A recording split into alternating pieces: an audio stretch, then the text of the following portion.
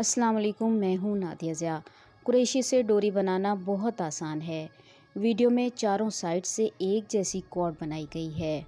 Bags की डोरी के तौर पर या की चेन्स में लगाने के लिए बेहतरीन है।